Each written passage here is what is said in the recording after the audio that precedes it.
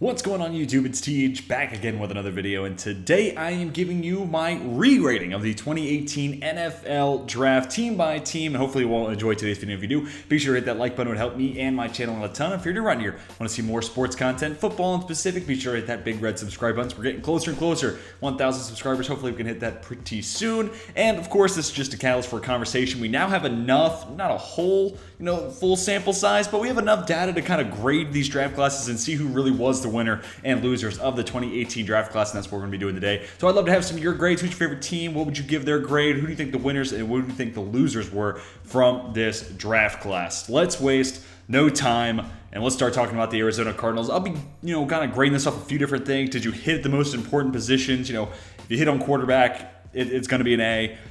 Tackles, wide receivers, corners, edge was very valuable positions. Did you draft guys that you're now giving second contracts to? Obviously, that's what you want to be doing. You want to be giving your prospects that second contract. You have the head start. You get to talk to them first. They might be able to take a little bit less money because you were the team that drafted them. Not always, but sometimes. So those are some of the grading criteria, just so you know, as we get moving into this. So let's start with the Arizona Cardinals. And those first four picks tend to be the ones I'm going to draft the have in mind the most when it comes to these grades. Your top 100 picks, your first 4 rounds or so, getting outside that top 100. But Josh Rosen doesn't play anymore. Christian Kirk had some moments for you.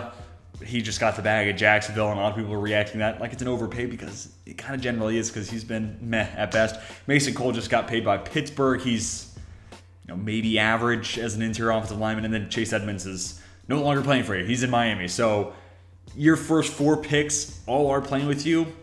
I'm sorry, Cardinals fans. This has gotta be an F. Let's move on to the Atlanta Falcons.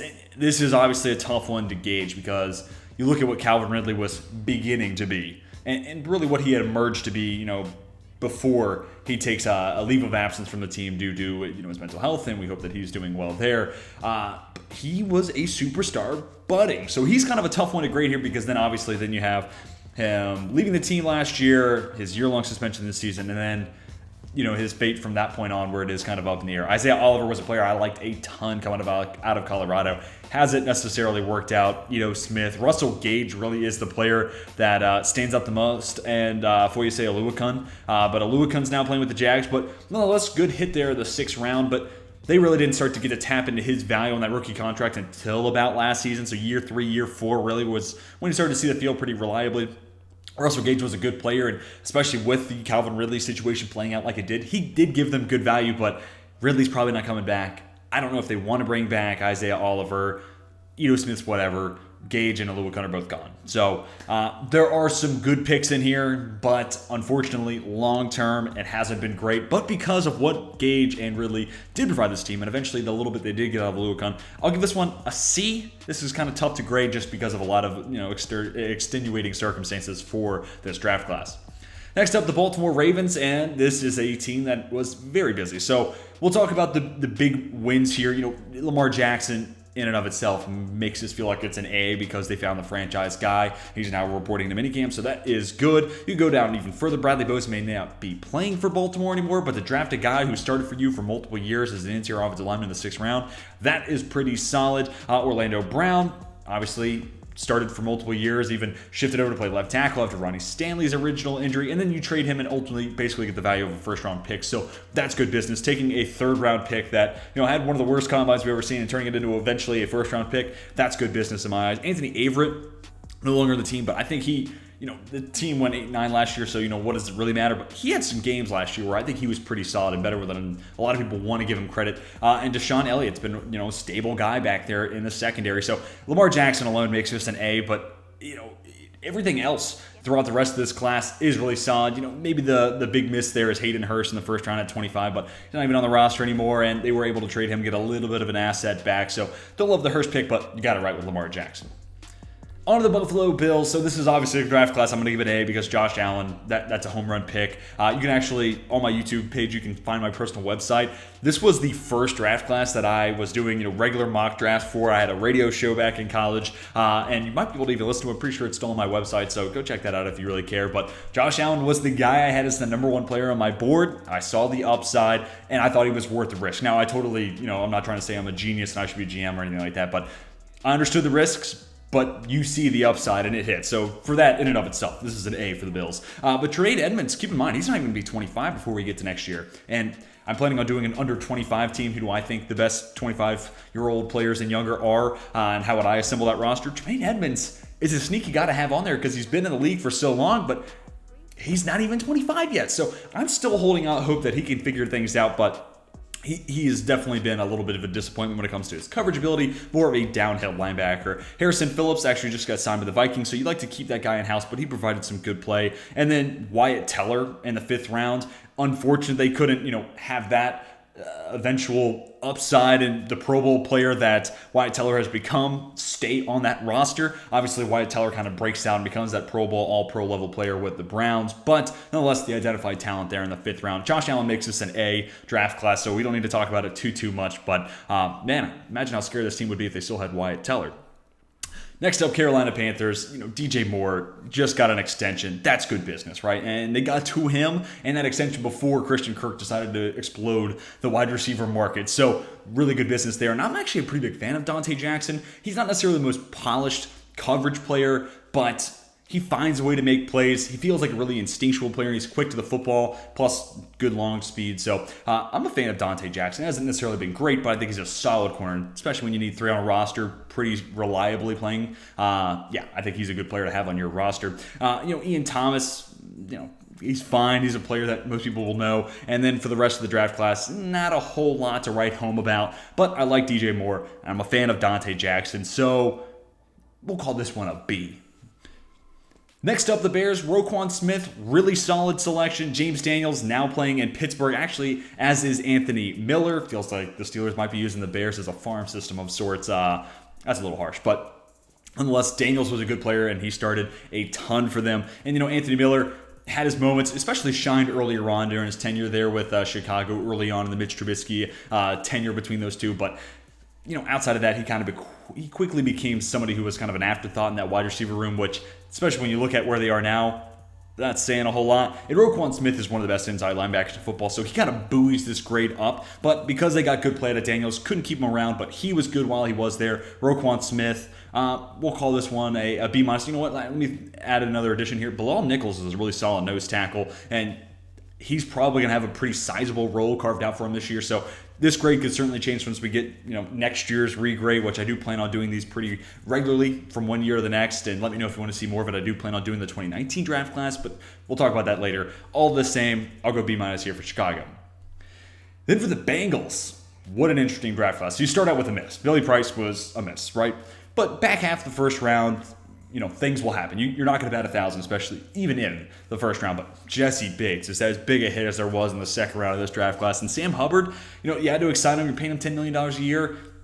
Might be a little rich, but he does, provide a lot when it comes to stopping the run. And, he's a solid enough pass rusher and, hometown kid. He's good for the locker room and a ton there in Cincinnati. Hometown product, like I said. So, and, consider him a third-round win. That's not often something you get to say, so we'll take that for what it is. Darius Phillips already had a league, but pretty good when they had him. And Auden Tate's a really interesting one.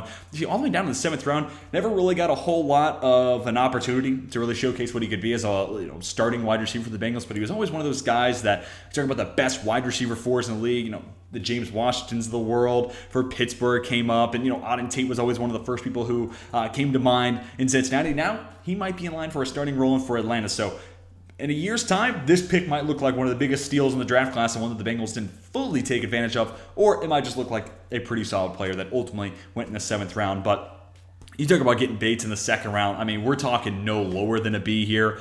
Looking over it again, that's probably where I'll hold steady at because there's not a whole lot else to write home about. Hubbard's solid. Tate's no longer with the franchise. I'll go B for the Bengals. Then to the Cleveland Browns, and you have 2 picks in the top 4. You're expecting a lot.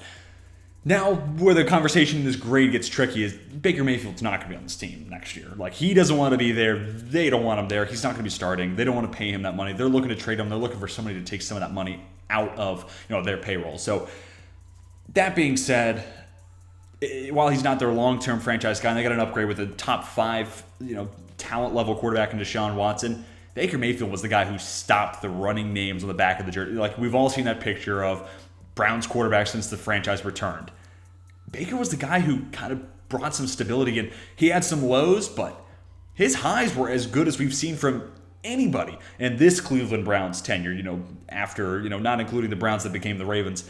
This Cleveland Browns run from 1999 onwards or whatever it was, he's had some of the best moments of any quarterback. So it's a little tough to grade there, give and take there, but Denzel Ward, you just extended him. That's a hit. Austin Corbett may not be on the team anymore, but he's a solid player, was solid for Cleveland, and now he's getting well paid elsewhere. Nick Chubb, one of the best running backs in the league, one of the best pure runners at that as well. Antonio Callaway didn't work out in Cleveland, but still somebody I thought really brought a lot to the table. Ultimately, unfortunately, it did not work. And the rest of the way down, there's not a whole lot to talk about there, but taking Baker Mayfield as, a scratch. The goods outweighed the bad, and ultimately they got Deshaun Watson. So let's not hold that one too hard against him, though it is the number 1 overall pick and you want to hit there. I get that. I totally do.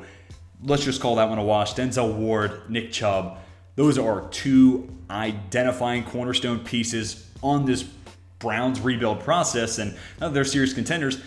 They're franchise pieces in for a team that might win a Super Bowl. That is in that conversation. That is being seen as a Super Bowl contender, and they are a big reason why. So that plus a solid pick in Corbett. Mayfield gave you some highs. Worth taking the risk on Callaway in the 4th. I think you'd be hard-pressed not to give this like a B+, maybe A-, but here we'll go B+, because I understand Baker Mayfield wasn't the franchise quarterback that you expect a number 1 overall pick to be. Dallas Cowboys, the next team we'll talk about. Also, I want to make note, I have not looked over this list. It's been a while since I've reviewed the 2018 draft class, so some of these names it's kind of refreshing to see and bring back some of my draft takes here. But, the Cowboys, when they drafted Leighton Vander Esch, I wasn't necessarily super sold on him being, a top 20 pick in the NFL draft. Then his rookie year, guys popped.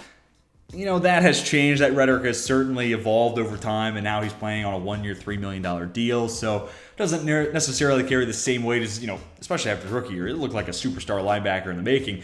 Connor Williams is no longer playing for the team. Michael Gallup just got a big extension. Dorrance Armstrong is still there. Dalton Schultz just got hit with a franchise tag. And Cedric Wilson, talk about a 6th rounder that played some big snaps for you last year, had some huge fill-in roles, and now getting paid out in Miami. So him and Williams both playing for the Dolphins moving forward, but gave you some solid contributions when they did see the field. And Gallup, that's a hit. Leighton Vander Esch, we'll call it a wash, I guess. But him battling injuries, he's probably not necessarily totally worth the pick that he had in the 1st round. But he did give you moments, and he did give you some big plays, especially as a rookie.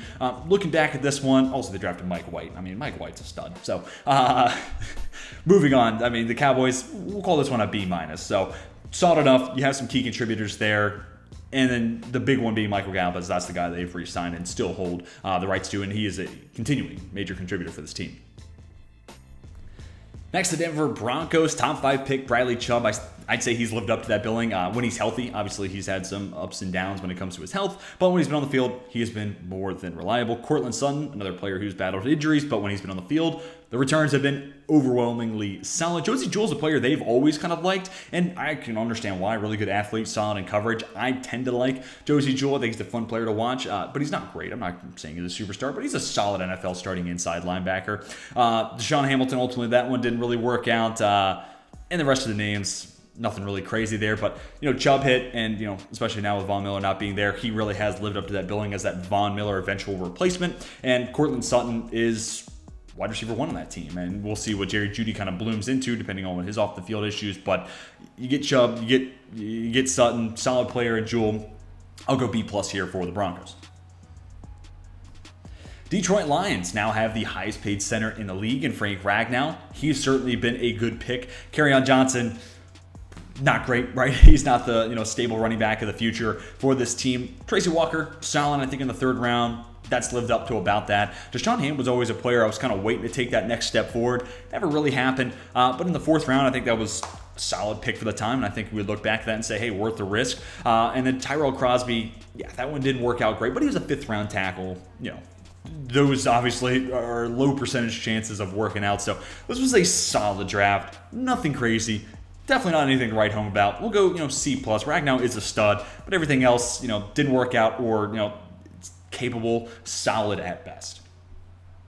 For the Green Bay Packers, Jair Alexander is one of the best value picks in this draft class. So it may not be the quarterback position, but Jair Alexander, top 3 cornerback in the league in my eyes. So it's hard to not give Green Bay an A just off that pick alone. Josh Jackson, Oren Burks, those obviously did not work out. You draft a punter in the 5th, but then you get some nice value. And this is something I always appreciate the Packers doing. They did it again this year, drafting a couple of receivers, drafting a couple tackles, but they double up at positions all the time in the drafts. And Marquez Valdes-Scantling, not going to be playing for Green Bay anymore, but just got paid. He's proven to be, especially once they found that niche role for him, downfield, vertical, wide receiver, take advantage of his size and his speed. Hands were unreliable, but man, when he reeled it in, big plays were there. So that on top of Jair Alexander, we'll go ahead and give this one an A for Green Bay, despite a lot of the other picks being kind of meh at best.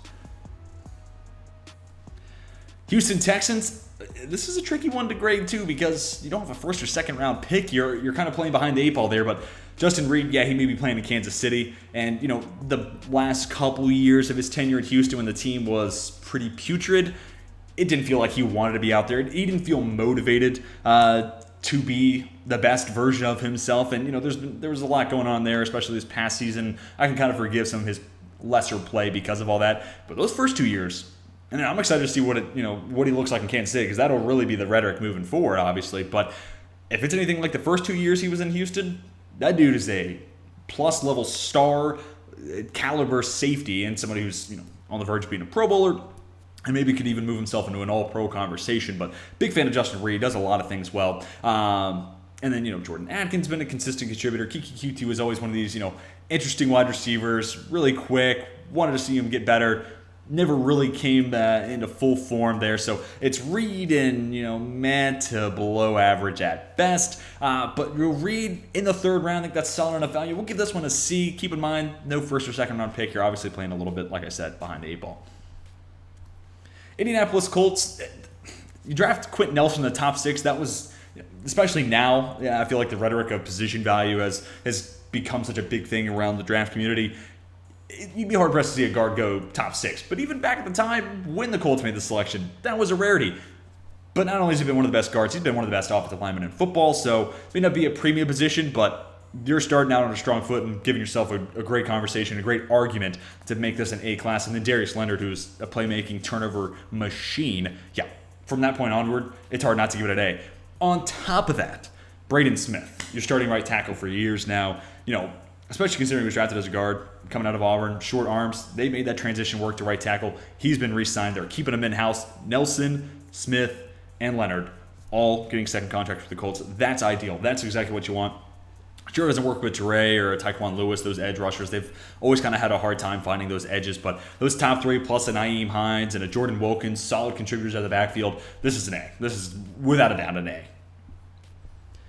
Jacksonville Jaguars. This is a team that's had some troubled history when it comes to drafting. Taven Bryan, obviously a big miss, but picking at 29, you might be able to forgive that if make it up down the stretch. Okay, DJ Chark had a good year, maybe a year and a half in Jacksonville. Really excited to see what it looks like in Detroit, but ultimately because of quarterback play, you didn't really maximize that. Him and Gardner Minshew had some nice chemistry. I guess that was back in 2019, 2020, and then Ronnie Harrison, I always thought was a pretty solid player, but they ended up trading him to Cleveland, so they don't even see the end of his rookie contract. Will Richardson, Tanner Lee, not much else to talk about. Logan Cook's been their punter for a couple of years, but yeah.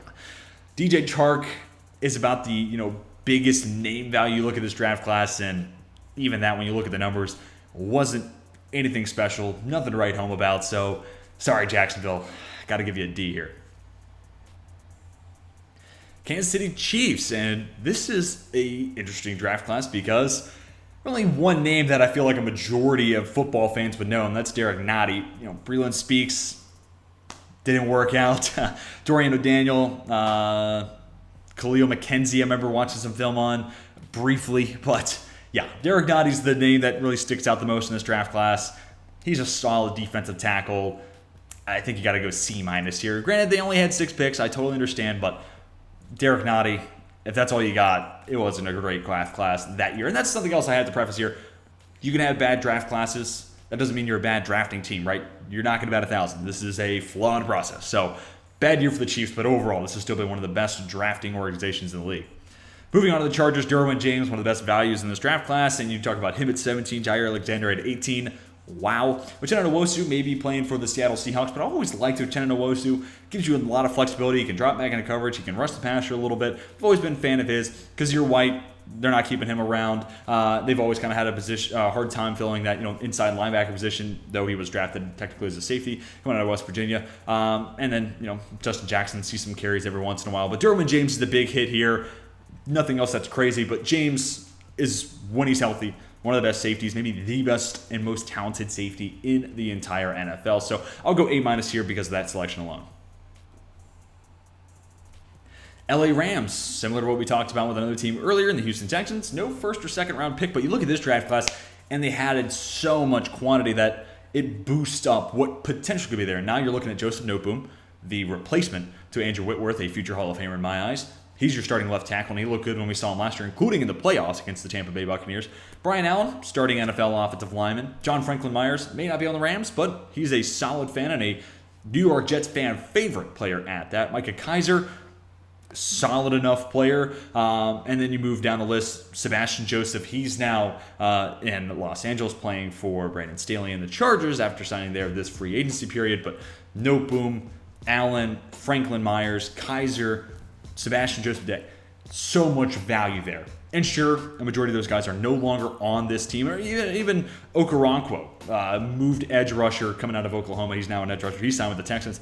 You can still see from round 3 onward, this team has a knack for finding good talent and players who can contribute. Maybe it's just role players, but players who can contribute all the same. But for players that are still on the roster, Noteboom, Allen, really the only ones that stand out and will figure to be key contributors or maybe even starters this year. Both of them figure to be starters. So, I'll give it a C+, a B-. We'll call it a B- because I think Noteboom has what it takes to be the Andrew Whitworth replacement. So, not a great class, but all the same, when you don't have a first or second round pick, that's pretty solid haul to come away with. Miami Dolphins is the year they drafted Minkah Fitzpatrick. They would then trade him a year later, but all the same, he was a pretty solid player. Wasn't great in Miami. He's definitely been better in my eyes than Pittsburgh, but that's because Miami wanted to move him around and use him in versatile pieces, and kind of like what they're doing with Javon Holland in a lot of ways. It felt like what they were trying to do with Minkah Fitzpatrick, but he wasn't really interested in that. He wants to play true deep free safety and maybe a little bit in the box, and that's kind of how Pittsburgh used him. Mike Gesicki's been a nice hit. They just franchise tagged him, so he's sticking around. Jerome Baker is a rangy, all over the field type of linebacker. He's still starting for that squad. And then Kalen Ballage, it feels like he's played for every team in the NFL, so it feels like a player worth noting there. But Fitzpatrick, you ultimately get a first-round pick in exchange, so don't hate that value. Given you get Gesicki's a solid player, Jerome Baker, that's a more than solid starter in my eyes for the Dolphins. So I'll go B+ here for Miami.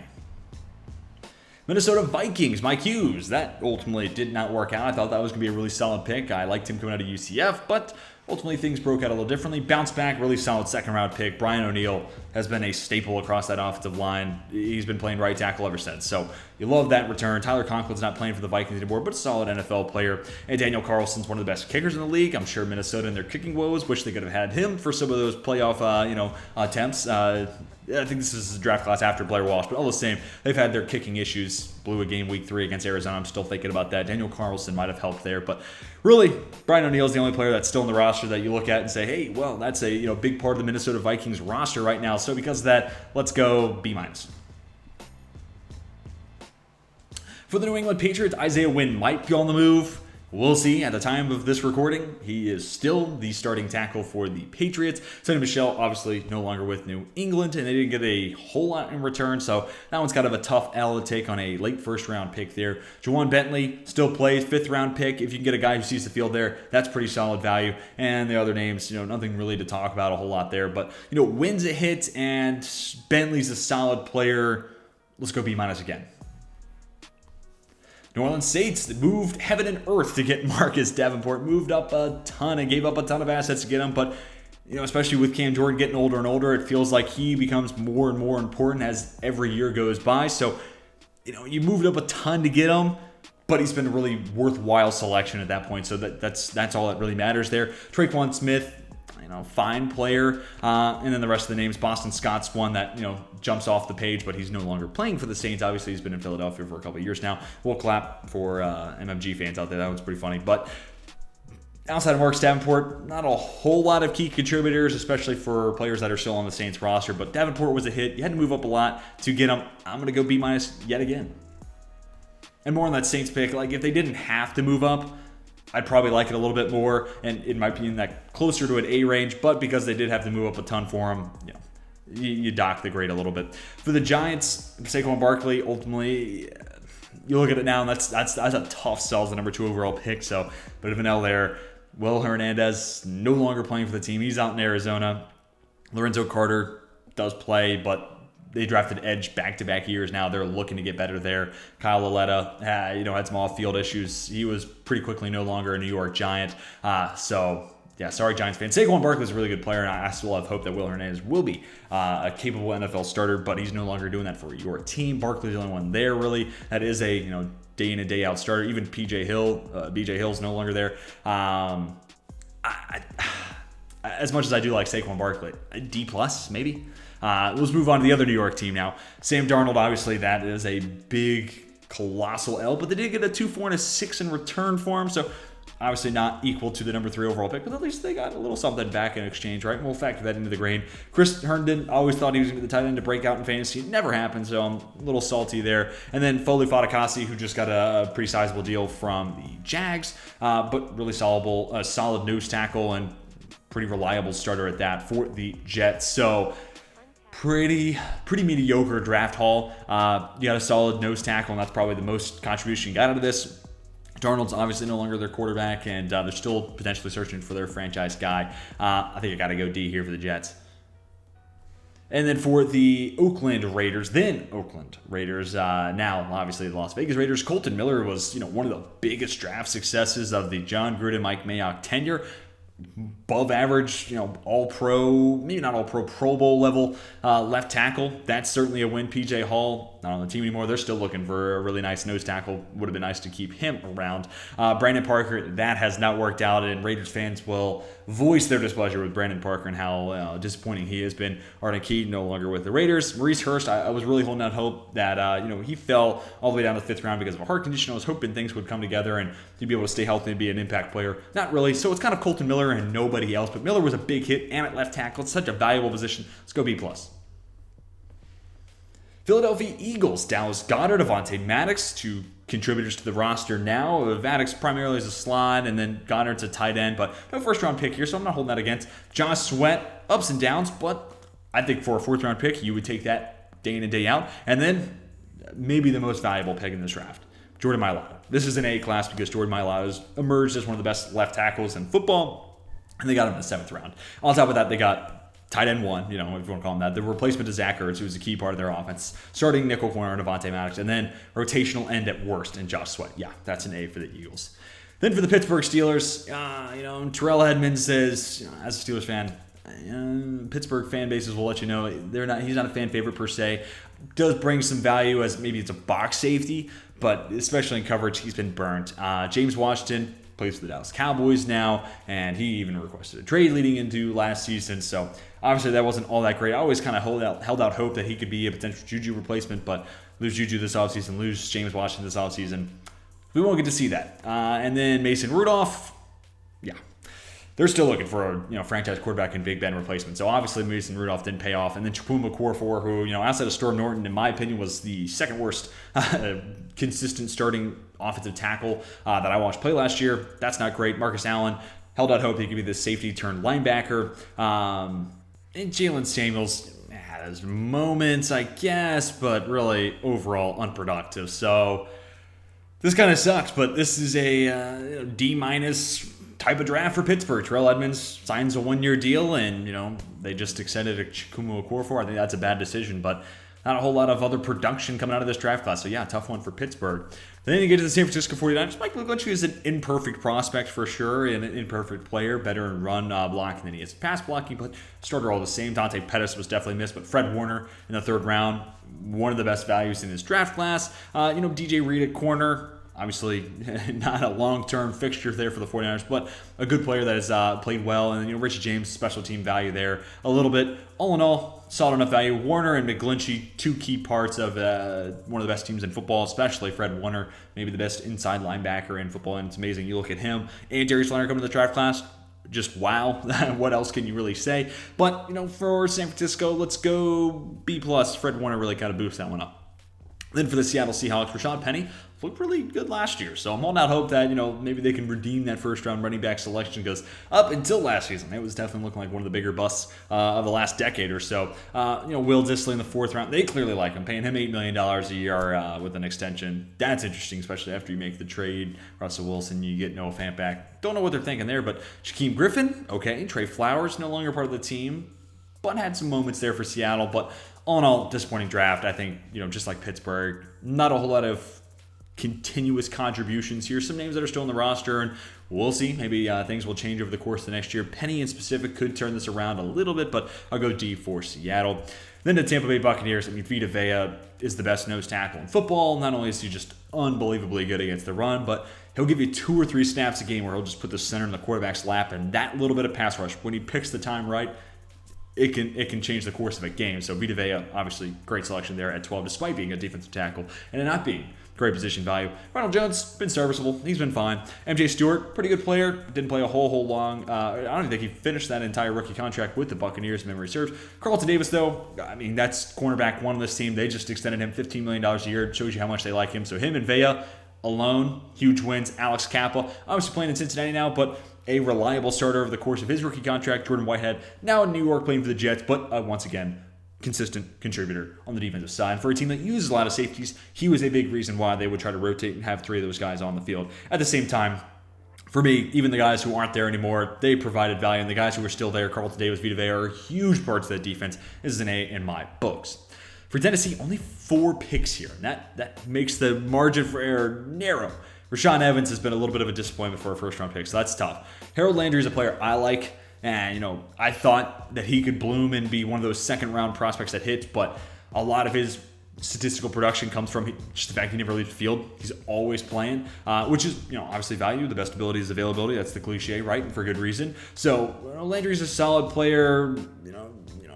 The rest of the other 2 picks, not names that, you associate with the Tennessee Titans. So Evans is a disappointment. Landry really isn't all that efficient or productive, and a lot of NFL fans think he's kind of overrated. He's just got the bag, though, so Tennessee clearly likes him. Even accounting for the fact they have 4 picks, I think this has got to be a D for Tennessee. Then then Washington Redskins. But now Washington Commanders, Daron Payne, that's a solid pick, especially when he's not fighting Jonathan Allen. We'll see what they do with him long term, because you're going to extend Chase Young. You're going to extend Montez Sweat. They've already extended Josh Allen. So what was the long-term future of this team look like, or Payne with this team look like? Darius Geis, that was a miss. That's more on the off-field side, because I think the talent was there for him to be a pretty solid player. Tim Settle actually just signed a contract with Buffalo. It's one of the better bargain deals, but he was just bogged down behind a really solid defensive tackle room for Washington. Troy Apke, good athlete, but not a whole lot more that he brings to the table. Sean Dion Hamilton plays in the league, but doesn't play for Washington. And that's pretty much it. So Daron Payne, that's a solid pick. And there's some interesting names throughout the rest of the way. Tim Settle provided, I think some run-stopping value, but we didn't really get to see it for Washington. I'm projecting that he'll be, a pretty valuable player there for Buffalo. But outside of Payne, not a whole lot of players that you look at and see as key parts of the roster. So I'll go C for Washington, but that's going to do it for my 2018 NFL Draft regrade. Tell me what you think down below in the comment section.